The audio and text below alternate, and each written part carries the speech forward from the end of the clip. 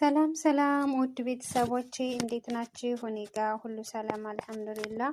ሁላችሁም በያላችሁበት ሰላም፣ ጤና፣ ሀብት መትረፍረፍን እመኝላችኋለሁኝ።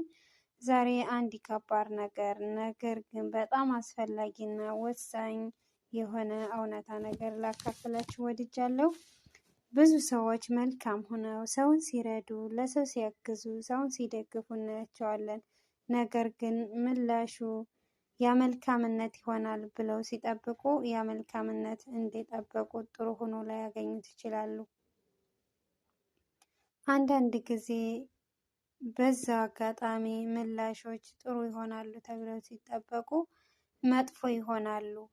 ክፋትን፣ ስዴት፣ በቃ የሆነ ምቀኝነት ምናምን ያጋጥማቸዋል። በዚህ ሰዓት እራሳቸው እነዛ መልካም የሆኑ ሰዎች ለምን ጥሩ ሆንኩ ብለው ራሳቸውን ይጠይቃሉ። ነገር ግን ማወቅ ያለብን ነገር ቢኖር ሰው መጥፎ ስለሆነ የራሳችሁን ጥሩነት መተው የለባችሁም።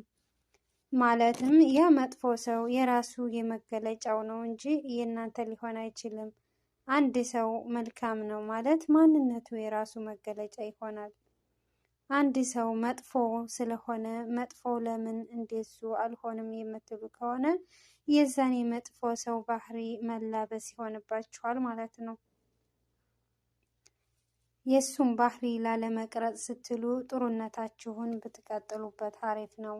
ጥሩነት የትም ሆነ የትም ቢሆን ጥሎ አይጥላችሁም። አንዳንድ ጊዜ ክፋት የሰዎች ልጅ ሰዎች ላይ የሚታየው